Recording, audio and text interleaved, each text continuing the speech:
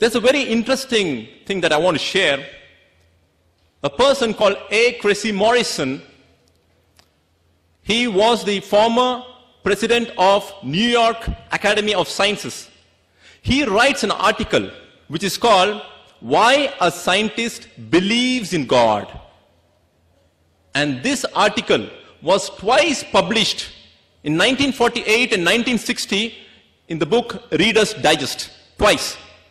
And he gives all the reasons as to why scientists really believe in God. He says, look at the sun, look at the earth.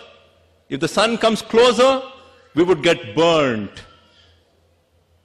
If the sun goes away, the whole of this earth would get frozen. If the moon moves 50,000 miles away from the earth, the entire continents of the world would get submerged in the ocean. And he talks about the animals and the creatures. How the mutton bird, it travels all the way, migrates to another place, and then comes back. He talks about the eel. He talks about the salmon fish, which moves all the way from the tributary to the river and to the ocean and comes back to the same tributary. And all of these things, he says, it cannot come all by itself. There is a need for a programmer. There is a need for a programmer, a designer. And that's the reason we have the universe orchestrated in the best way. The sun and the moon, the stars, everything, the celestial bodies, everything is working according to a system. Like if I give you an example, say I take a pen in my hand and I show it to you and say that this pen came into existence all by itself. Would any one of you believe if I say that this pen, the nib, the ink in it, the plastic body, the color of it, the name engraved on it, and if I say this pen came into existence all by itself, would you believe in it? No. The same thing, you see the world around us. If somebody says that this world came into existence all by itself, it is nonsense. There is a programmer. There is a creator. But who is he? We all know that there is a creator. We all know that there is a programmer. We all know that there is a designer and a creator. But who is he? How will we come to know? If I say we close the auditorium, we shut the doors, and somebody comes and knocks at the door. When the doors are shut and somebody comes and knocks at the door, we will not be in a position to say who is there behind the door. We are so weak. Man is so weak. So we immediately say, who is it? And the man says, I am so and so. I am coming from this organization. Don't you remember me? And then we say, okay, let him, he's my friend. So man, he does not know the person who is there behind the wall, behind the door. How can he talk about the God, the unseen God, all by his own desire? So what we say is we can talk about God only when he himself discloses about himself. And Allah subhanahu wa ta'ala has disclosed about himself in the Quran.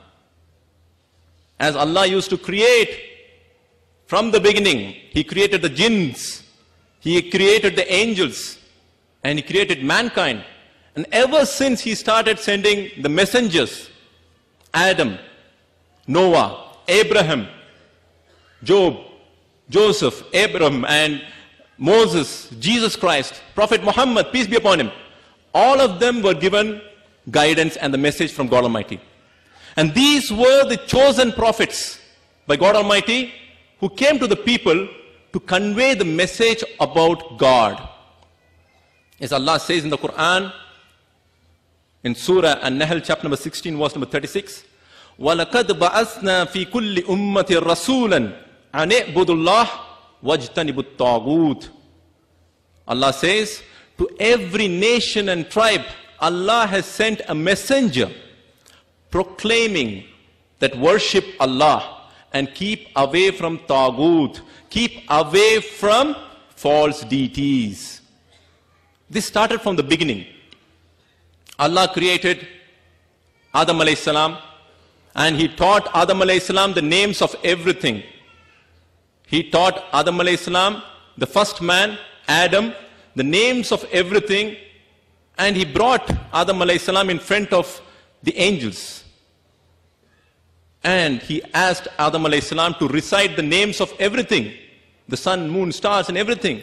And looking at this, the angels were amazed because of the intellectual ability that was given to Adam alayhi salam.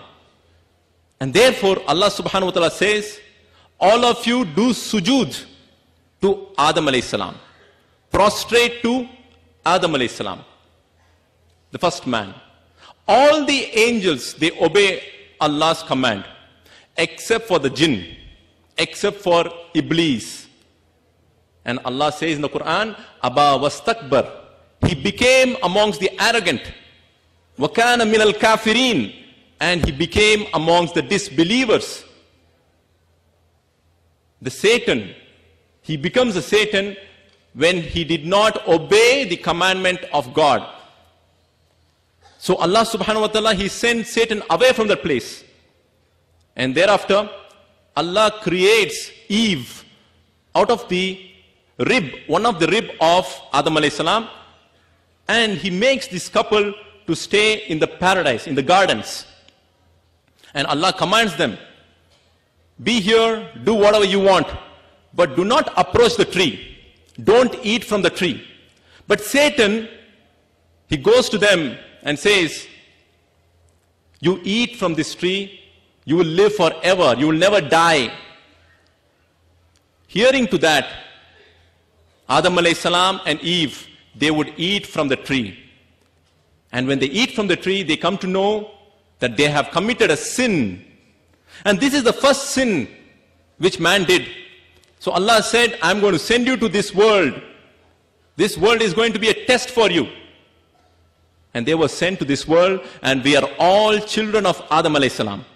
The Christians, they believe that the sin of Adam alayhi salam was transferred from generations to generations. That Adam's children, until now, everybody is a sinner according to the Christian brothers. But what we say is that when Adam alayhi salam, he committed a sin, he asked for forgiveness. And Allah subhanahu wa ta'ala forgave him immediately. As Allah says in the Quran, رَبَّنَا ظَلَمْنَا أَنفُسَنَا وَإِلَّمْ تَغْفِرْ لَنَا وَتَرْحَمْنَا لَنَكُونَنَّ مِنَ الْخَاسِرِينَ. Adam and Eve, they said, O Lord, we have committed a sin. So please forgive us. If you do not forgive us, we will be amongst the losers. So immediately, Allah forgave Adam alayhi salam and his wife, Hawa. So there is no question of the original sin which has been transferred generations after generations until when Jesus Christ, may peace be upon him, he has to be given in sacrifice for their redemption. So that concept is not there in Islam. What Islam is saying is that the Creator, He created the first couple and their children, and their children, as and when there was a need for a messenger, God chose a person, a noble person amongst the people, and He gave them the message through him. So whenever the prophets were sent, they came with clear proofs. Like for example, Jesus Christ, when He came to the people, He performed certain miracles. He used to cure the blind, the leper. He used to blow into the dead, and the dead used to get life. All of these things is from the Quran. In Surah Al-Imran, chapter number 3, verse number 49, it talks about the miracles of Jesus Christ. So these miracles were performed by the messengers to convince their people that they were the true prophets and messengers. Similarly, Moses, when he came to his people, he performed certain miracles, such as he threw the staff and the staff became a big snake. All these things convinced their people that they were the true prophets. Similarly, Prophet Muhammad, peace be upon him, he came with the miracle of miracles. The Prophet said, Prophet Muhammad, peace be upon him, he said, I have been sent with many miracles, but the miracle of miracles is the Quran. This Quran is the miracle of miracles.